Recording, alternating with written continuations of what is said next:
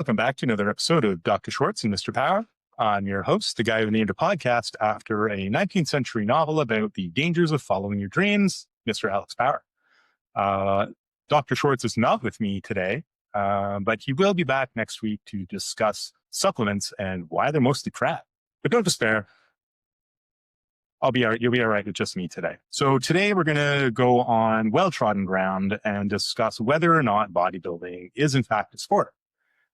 What's different is I want to discuss is why that actually matters. Like why it's a question that as, either a bodybuilder or non-bodybuilder, you might want to know the answer to. To be clear, this isn't going to be just me dumping on bodybuilders. It's not a criticism of bodybuilding. I think bodybuilding is a lot of fun. I don't competitively bodybuild, but it's how a lot of my training looks these days as I get older and weightlifting exercises start becoming sometimes a little more challenging. So the thing about bodybuilding is that it's had this outweighed influence on the fitness industry and even just, sports training. And so because of that, I think we need to sort of discuss where and when the bodybuilding type training fits into what you want to do, and what some of the pitfalls of approaching your training like a bodybuilder are.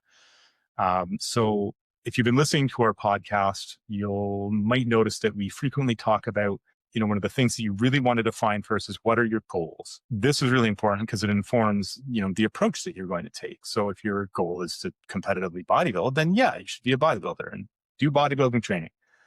If it's just general fitness or if you're training for sports, then there's a lot of things that come from bodybuilding that have found their way into, general fitness or sports training that you might at least want to be aware of. I don't want to say leery of, but, know what they are and so that you don't avoid them. Similarly, if you're a bodybuilder, there's, I think, lessons to learn from accepting or viewing bodybuilding as not a sport, but rather a pageant. And again, it's not criticism, but they're a different thing. So I think this, the history of bodybuilding or where bodybuilding really gained a lot of cultural purchase and started having its biggest impact on strength training in general, sports training, fitness is of course, Arnold Schwarzenegger. So, when he transitioned from being, this guy in a really niche sport, relative obscurity, to being this huge international movie star, in movies like Predator or Terminator or whatever muscly role he was playing. Right. So what's the matter with, training as a bodybuilder? Nothing. But let's just back up and go like, why is it not a sport? Or, is it a sport? Some commentators have suggested it is a sport because, it fits certain criteria, most notably probably the paper by Dr. Eric Helms and Dr. Kind, where they start with, an initial definition of what makes a sport, and then, working backwards from there, sort of like a checkbox approach to whether or not bodybuilding meets this criteria. I think that this is a valid approach. I think where I would differ from it is that, sports are intrinsically arbitrary. We define what they are, and whether or not we want to make it a very narrow definition or a very broad definition is entirely up to us. It's a cultural phenomenon. It's not like a thing that exists in nature. It's not like defining, the laws of gravity or the, curvature of space-time. As soon as we say something's not a sport, it's not a sport. And as soon as we say it is, it isn't. So I think what's actually a more useful lens to view this through is to compare what do we mean by sport in the very, vernacular sense, not in an academic way, but it's like bodybuilding's a sport the way broccoli is a flower. Strictly speaking, talk to a biologist, talk to a botanist or somebody who knows about plants, and they will tell you that broccoli is in fact, the flowering head of this cruciferous vegetable. And if you look really close, you can see that those little like bumps are little flower, I don't know what you call them, florets or buds. It's a flower. However, it's not what anyone means when they're talking about a flower, right? Like if you're on a date and, you're at dinner and the person across the table from you makes mention of the fact that they really like flowers, they're not telling you this so that you send them a bouquet of broccoli and cauliflower the next day. It's just not what they mean, right? So I would suggest that in the same way, when people ask, oh, do you do any sports? They're not thinking about bodybuilding. They don't think of, flexing on stage, as hard as that may be. I'm told it's very difficult. I've known a number of bodybuilders. I don't doubt it's hard. It's just not what anyone means. It's not athletic in the sense that, a lot of sports are, more obviously athletic. And I don't know, this might rub people the wrong way and they'll be like, oh, you don't know what you're talking about, but it's just not athletic. And I think you can even see this again in other more, less academic analyses, like in the way that historically you see cheating in bodybuilding. Back in the late 90s, early 2000s, there was, I don't know, there was a lot of people were using, or not a lot of people. If you go around the internet and you look up synthol in bodybuilding, you'll find images where people were injecting themselves with, sterile oil or hopefully sterile oil in an attempt to just inflate the muscles. So just, like that, and it would be bigger because you pushed a bunch of oil into it. And, the results ranged from, silly and comical to, grotesque and tragic.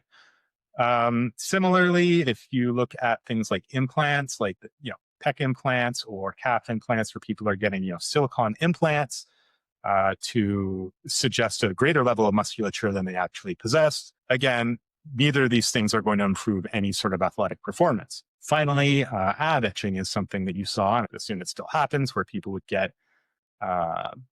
liposuction, but in a more, I guess, targeted fashion. So where you would have, the abs really, liposuction with a degree of, I guess, precision as to accent how much, or highlight how much, your abdominal muscles pop out. So none of these, methods of cheating improve performance. And if you look at pretty much any sport I can think of, the cheating is always an attempt to improve performance or to cover up things that, improve performance. And you go back to I think it was episode 2, the topic was the enhanced gains. And we go into a fair bit of detail on performance enhancing drugs and sort of a history around that. So that said, what's wrong with training like a bodybuilder? And I guess the answer is nothing if you're a bodybuilder, or if you just want to be more muscular. It's a perfectly valid way to do this, and it's something they have a great deal of expertise in, and you would be well served by approaching it like bodybuilder. Where I think you run into some issues is if your goal is some specific athletic performance, or if it's, assuming bodybuilding isn't a sport, or just general fitness. So again, and it's because bodybuilding's had this outweighted influence. And I think some of the things that I don't like that have come from bodybuilding that I think people should at least, turn an eye to. One is these alternating bulk and cut cycles. So where you have someone deliberately trying to gain as much weight as they can or gain weight quickly through a significant calorie surplus to support muscle gain, followed by periods of, a calorie deficit in order to, lean out afterwards. And I'm not suggesting nobody should ever be in a calorie surplus or a deficit, but the degree to which this happens in bodybuilding really doesn't support health or performance. I think there's been a bit of a move away from it, especially on the bulking side, where people are getting into so significant a surplus for so long. And I think this is good because these surpluses and the fat that accrues because of it, or the adipose tissue, there's significant negative health impacts on this. And there's reason to believe that once you've added that weight, it's going to be easier in the future to, regain that, to have, subsequent difficulty with maintaining a healthy body weight and body composition. The other part, and this is sort of part of the cutting part, or part of the cutting aspect of the bulk cut cycle, and this unreasonable expectation of leanness. And this has only been made worse by, social media, although social media didn't invent this. This existed, in earlier versions of the internet, and before that in magazines and movies, read by Arnold Schwarzenegger. And that's, in bodybuilding, certainly literature and social media, there's this idea that, or people present themselves like they're always really shredded and lean. This isn't a sustainable thing. If you're using performance enhancing drugs, it can be sustainable for longer and to a greater degree. But it's definitely not something that you would pursue with health in mind. And it's not something you would pursue with performance in mind. So there's some balance between, being very, very lean and having too much adipose tissue in terms of performance for most sports. And this is definitely the case for your health, which regardless of your goal should always be, front of mind. If you're carrying a lot of adipose tissue, there's all the health impacts that is liable to have. Similarly, being really lean all the time is also not great for your health. And maybe we'll touch on that in another episode. But it often in bodybuilding, I find that it sort of bodybuilding flirts with like disordered eating. And you see this in a lot of the content online.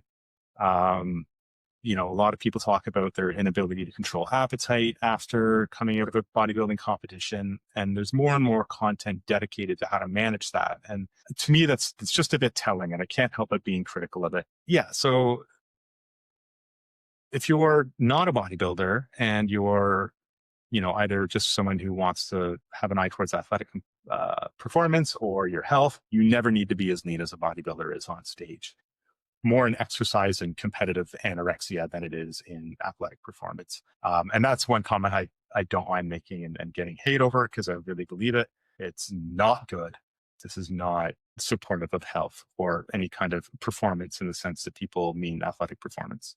So I think it's probably unfair to credit bodybuilders with some of the other sort of bulking practices we see in strength sports or in some positions in sports like American football, so where you have people looking to gain mass forever, or just on a permabulk, so, you hear referred to, where the goal is to just increase body mass and increase it with no concern for anything but getting a little bit stronger. And I think, honestly, the evidence on that being the case isn't great. You see it in sports like weightlifting and powerlifting, and the linemen in American football. And the argument is goes something along the lines of, it's okay to, every time you gain some weight, some of it's going to be muscle. And there's some truth to this.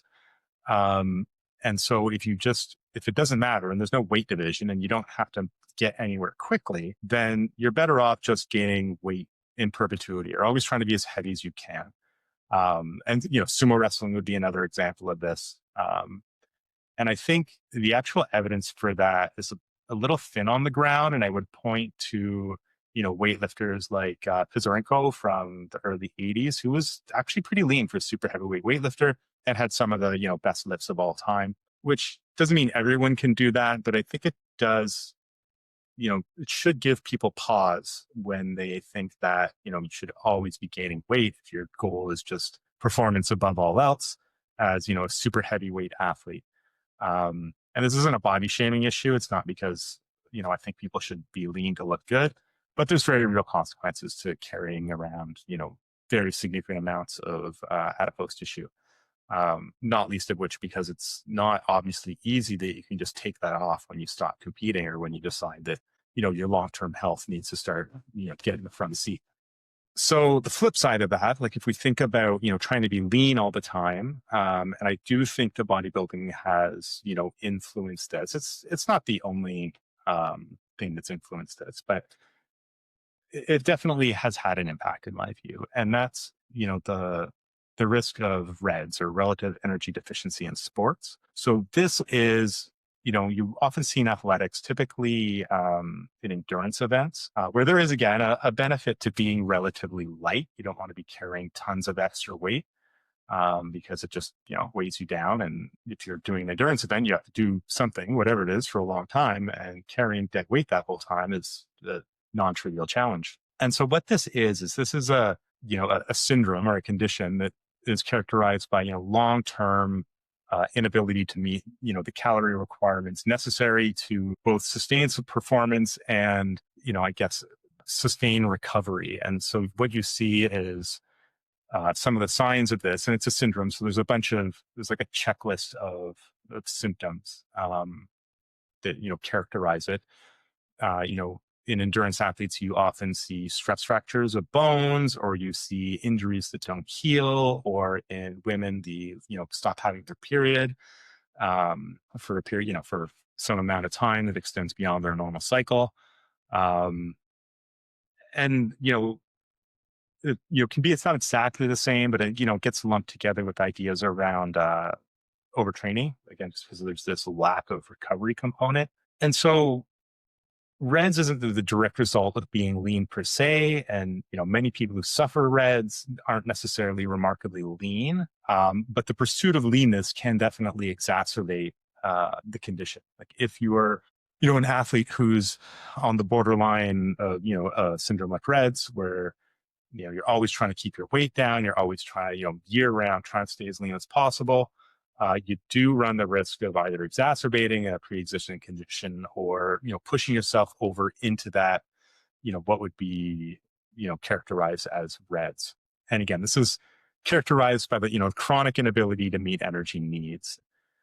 It's something that's getting a lot more attention these days, or, in the past, 5-10 years, which I think is good.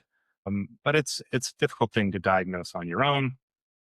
But it's, I think trying to stay lean all the time is not helping this at all. So what about weight division sports? You probably ask yourself, don't they have to, make weight? And, there's also that push for leanness as well. And I think, that is true. And I don't think, again, that bodybuilding gets all the credit for giving the impression that you should come in like super ripped up and lean, whenever you're competing. But I do think that the imagery and the culture around it and the influence that bodybuilding's had on, especially strength training or sports or strength sports, has, influenced that. And there's definitely poorly thought out and sometimes even dangerous practices that have, existed outside bodybuilding when it comes to making weight. Such as, dropping lots of water weight in a sauna or exercising in plastic bags or taking diuretics. Um, but, you know, it's, sorry, I lost my train of thought. So you do want to minimize this dead weight. Like you do want to be, you know, you don't want to carry unnecessary adipose tissue if you're in a weight division sport. But what you'll often find is that there's some sweet spot where if people get too lean, performance actually starts to decay more than you might expect. And it's going to be a little different for everybody. Not everyone's going to be able to come in super lean, super ripped up, and be able to perform their best, even if it means that by being that lean, they've been able to fit into a weight division that previously they wouldn't have been able to. So the other impact that I think bodybuilding, and this is where it gets a little hard to disentangle.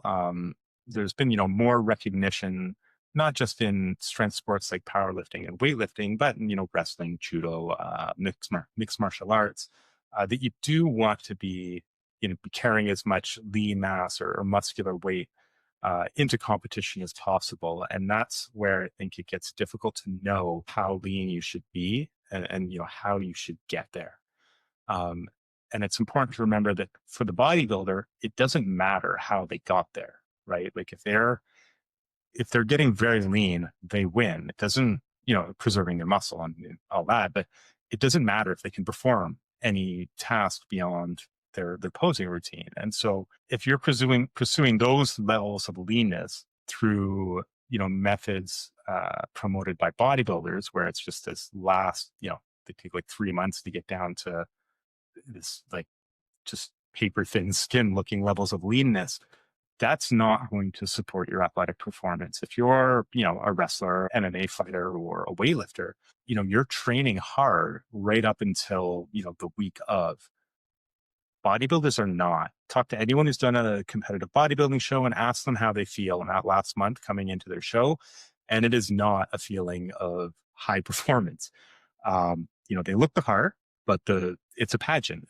Looking the part is enough. They don't have to be able to act the part. And that's where I think some of the, I guess, the danger, the risk lies in pursuing that strategy. And again, reiterating for, the casual, health enthusiasts or fitness enthusiasts, there's no value in doing that at all. One of the other things that comes from where I think that it's a bit of a mixed bag, of influences from bodybuilding is the idea that, being as muscular as possible going into an event. And I touched on this, a moment ago. Bodybuilding has done a good job of teaching us how to add muscle. And muscle is definitely, more hypertrophy, more, building muscle is definitely a very significant component of improving performance in most sports. To some degree, I would say all sports, but it's not the goal in and of itself, right? So you need to gain muscle, but muscle's not the only thing. You can achieve a certain level of musculature after which further gains in hypertrophy aren't going to help your performance. They will always help your performance if you're a bodybuilder because that is the event. The event is to be muscular and symmetric and lean. Similarly, I think the notion of muscle balance, where, the left and right side need to match, and this is, infiltrated fields like, physiotherapy or injury prevention. And the actual data on it's not great. There's a lot of sports where people have very significant muscle imbalances, left versus right, extensor versus flexor. Tennis comes to mind, archery, rowing events, canoeing just on the one side. And there's really very little evidence that this, in fact, increases the risk of any kind of injury. Similarly, pitching. Pitchers have very well developed pitching arms, and it's just a feature of the event. And this idea of balance, which has been heavily influenced by bodybuilding, looks good on stage for people that aren't bodybuilding. You're doing some sporting event. The evidence that this matters is thin on the ground. Like it's not a great argument. So take that with a grain of salt. Getting away from why, or I guess actually one other thing, the idea of periodization. So if you're engaged in some sport, whether it's a team sport or an individual sport, you likely, if you're training seriously, to take some amount of, periodization. So you're planning your training, you have different parts of the year where you're focusing on different things, whether it's more skill intensive or, could be a hypertrophy phase where you're trying to really add some muscle, you have a weight division, or you're, doing more technical work. It doesn't matter, but there's a plan. And this is, quite typical of sports. And it's, pretty much how everybody does it who trains seriously. And you can argue over what periodization models you should be using and whether or not that's really periodization. But I think most people can agree that there needs to be a plan. And the plan is to have, different parts of the year or the season where you're focusing on different things. Conversely, in bodybuilding, I don't think there's any real reason to periodize your training apart from, your dietary practices where you're trying to gain weight and lose weight, until the very extremes of that, like when you're getting very, very low on, you're in a major calorie deficit for a long period of time. It doesn't really matter, and there's not a lot, again, evidence that it does matter. So I promise that this, there would be something for bodybuilders to take away from this too, and I really believe this. And that's that, if you accept that bodybuilding isn't a sport the way we classically think of sports as having some, major performance component, it can simplify your task too. So stop worrying about performance, right? And so something I see quite a bit of, and I think it's because people run out of content, and I get it, I guess, but you'll see people talk about sprinting. That's really big right now. You want to look like a sprinter, you should train like a sprinter. And, they'll have images of, some sprinter, usually someone that this, coach or influencer, in fact, has nothing to do with. They never, coached a sprinter. They never sprinted themselves. They just pulled some image off the internet. They're like, hey, look, sprinters, they're ripped and they're muscular. You should be a sprinter.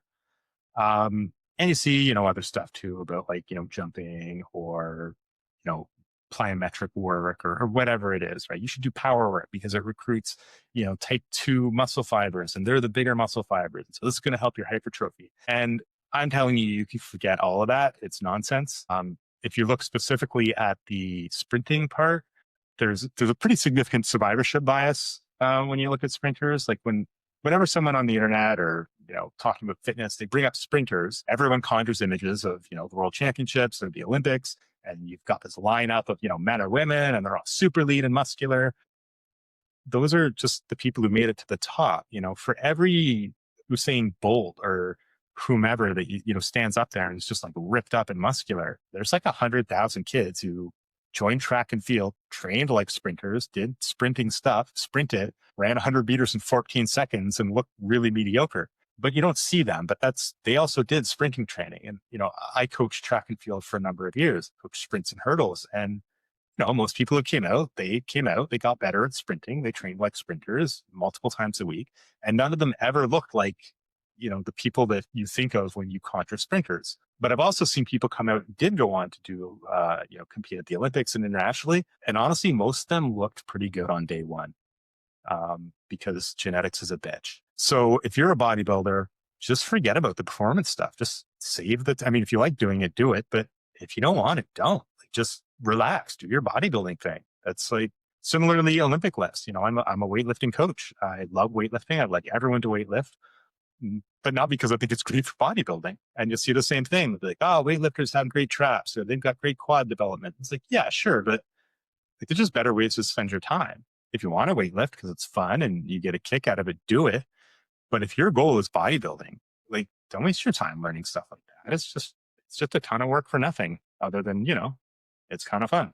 And yeah, I would extend this again to any kind of speed work. It doesn't have to be sprinting, hurdle hops or plyometrics, weird box jumps. And, these things all, they do the rounds again, because, people run out of content and they're like, okay, I'm going to do an episode on, or I'm going to do some content on sprinting. I'm going to do some content on Olympic lifts, or because someone else is doing it. And so they need to get on it.